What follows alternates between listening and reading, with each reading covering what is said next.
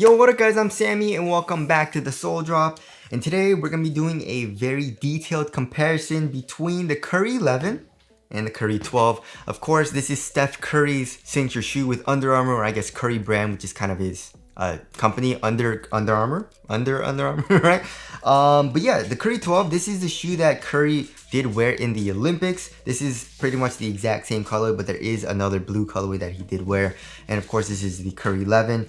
So yeah, the Curry 11, when it first dropped, it retailed for 160 bucks, which is literally the exact same price as every other Curry with flow. But I looked on their website and they have the Curry 11 team colorways, which is $20 cheaper than the like kind of signature colorways that the Curry 11 has, right? So like this one, the Bruce Lee one, those are 160 bucks, but the team colorways are 140 bucks, which is, I don't understand the pricing on Under Armour. Like what, that's weird, you know what I mean? And but the Curry 12, it retails for 140 bucks. So that's dope, right? And it never really made sense to me for the actual like Curry 11, Curry 10 being like 160 bucks when you can get the Curry 1, 2, 4 Flowtros for literally 130 bucks. So I was like, you can get it for 130 bucks, but you won't pay $30 more for the actual signature shoe, which it didn't make sense for me for the pricing. So that was weird, but I do like how they fix it up here for the Curry 12. And I guess you can get the Curry 11 team colorways for 140 bucks. So if you guys do want to get either of these shoes, I try to leave in the free link in the description box. And if you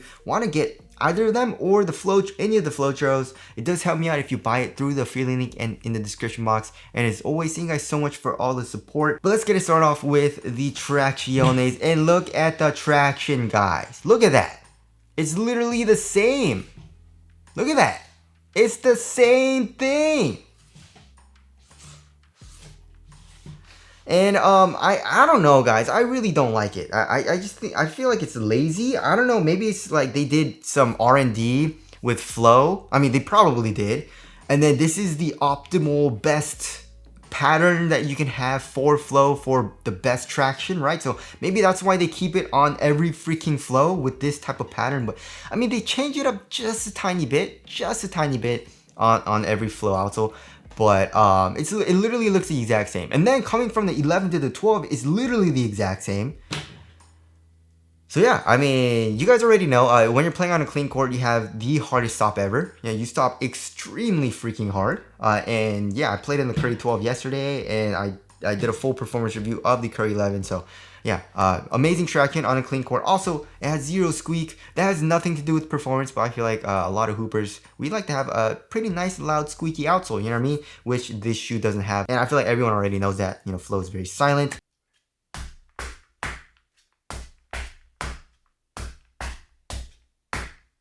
Also, on dust, not the best. It picks up dust. It does start to slide around a little bit.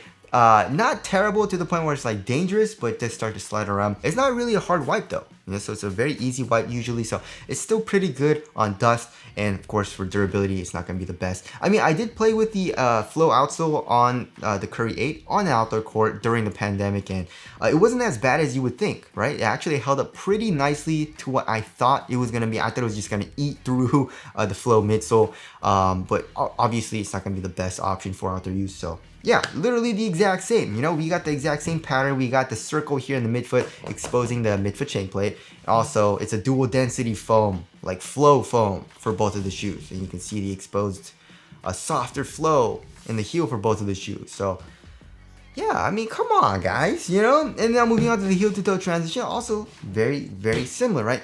So one thing that I love about Curry's is that they always have a very rounded and curved shape, right? So here in the heel, very curved shape. Here in the forefoot, very nice rocker shape, which helps keep you on your toes. So when you're shooting, you want to be a little bit more on your toes, which all Currys pretty much help you do. So when you put a little bit of weight here in your toes, you just rock here into the forefoot, and it helps you shoot a little bit more. Actually, at least it does for me. So yeah, with that, very, very similar, and with the shape, very, very similar here in the Curry 12 as well. I really, really love the shape, right? Also for the forefoot flex, very, very flexible here in the Curry 11. And very flexible here in the Curry 12. I would say it's a little bit less flexible, right? But it's pretty much the exact same. And the Curry 11 does have a forefoot plate. And for the Curry 12, we do have a multi-segmented forefoot plate as well. That's what it says in the tech specs. So literally the exact same. So Nice. Very nice, right? And now moving on to the cushioning setup. Again, yeah, like you could have guessed, it's the exact same. So it's dual density flow for both of the shoes, right? And I guess one difference is that the Curry 11 does expose it a little bit more. Here on the medial side and the midfoot, you can see it with this teal color, right? Same thing here on the lateral side, but overall, I mean, here in the heel, this is caging the foam a little bit, which I don't know why you would do that. Flow, they make it stiff in their hoop shoes anyway. And again, like I say this in every single freaking Flow shoe, and like that's why I've been refraining from getting like the Flow Future X4, I believe it was, because it's literally just freaking Flow, and it's just the same freaking shoe, you know. But yeah, okay, so if you've ever tried Flow in the running shoes, right? In the running shoes, it's actually really nice. It's kind of soft, but there's also nice bounce, you know, which, I mean, it makes sense for running, you know, but also it makes sense to make the foam a little bit stiffer in your hoop shoes. That makes sense. You want a little bit more stability. You don't want something too soft.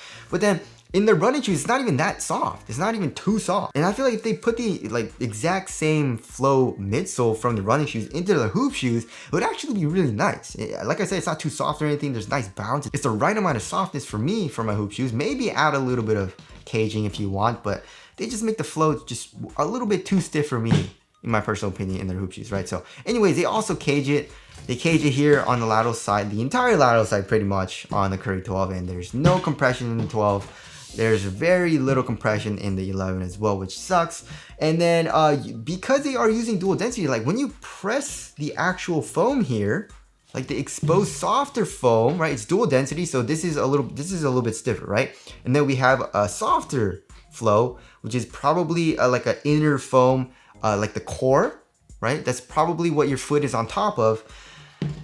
But then like, they don't even give us a soft strobo board, right? So if you look at any Chinese company, like most of their shoes, even on their cheaper shoes, right? The Kai 1, the Zap 1, you know what I mean? The DVD2 SE, which is like a $125 shoe, they all give us soft mesh strobo boards.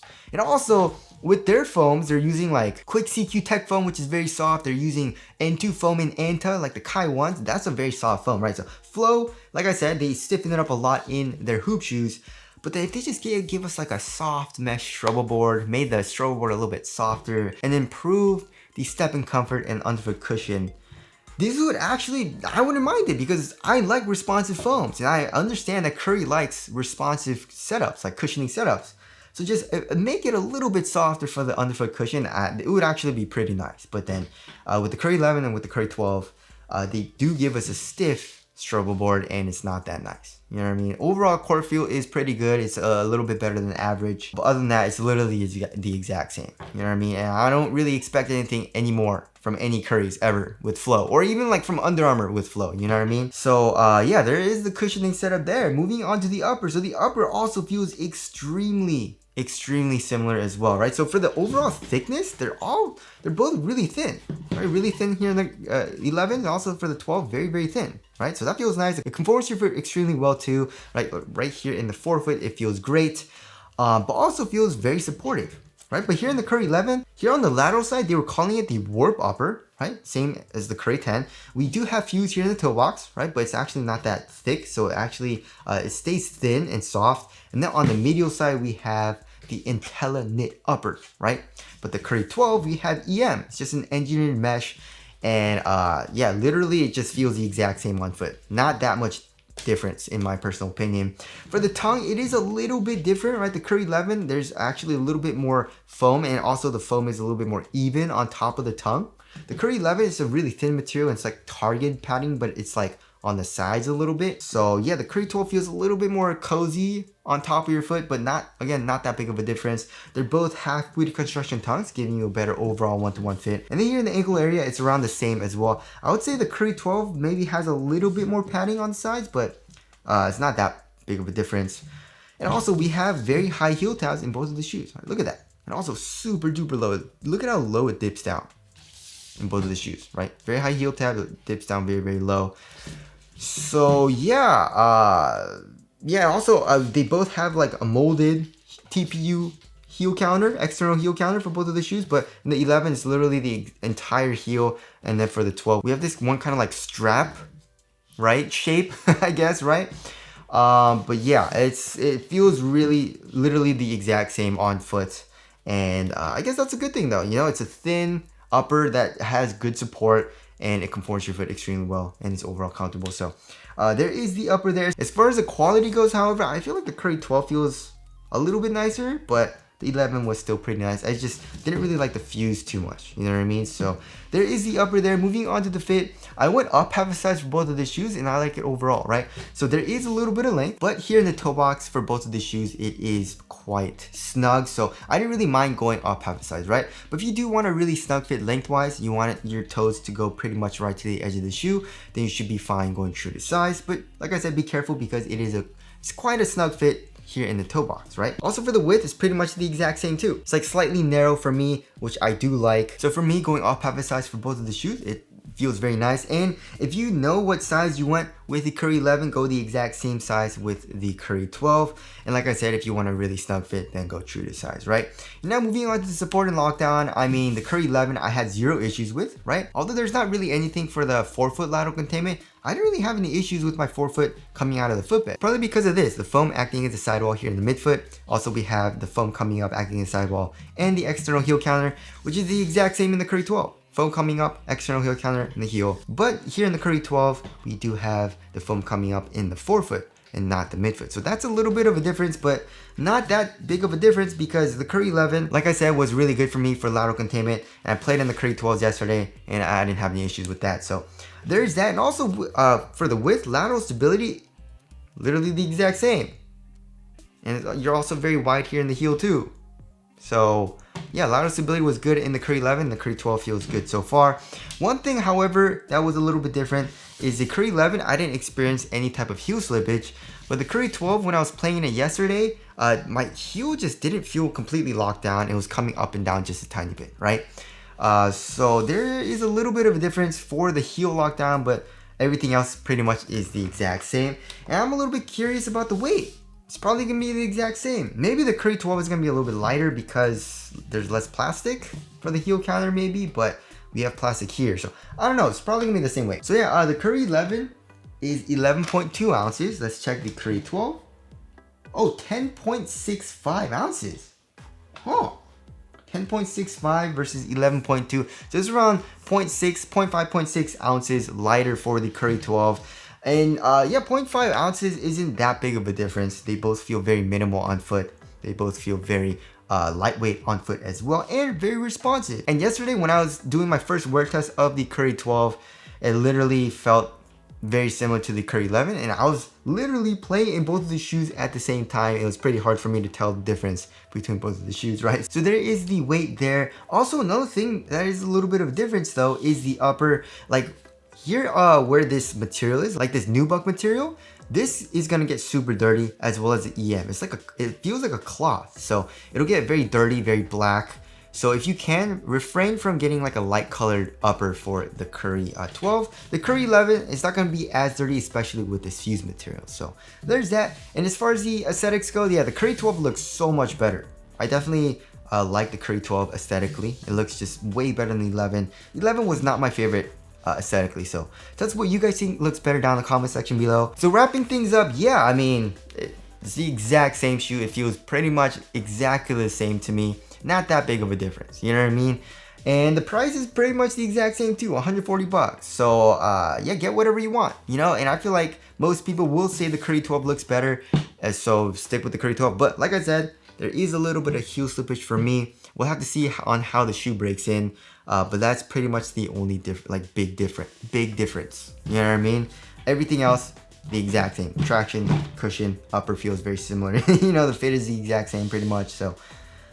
Yeah, please, I'm begging you guys, Under Armour Curry brand, Steph Curry. For the Curry 13, please just give us something a little bit different. I'm not even saying like drastically change the shoe, just something a little bit different for the 13s, and I'd be a little bit happy, you know? But anyways, that about concludes this video. Again, if you guys do want to cop either of these shoes or any Flotros, I try to leave in the free link in the description box, but that's it. Thank you guys for watching, and I'll see you guys in the next one.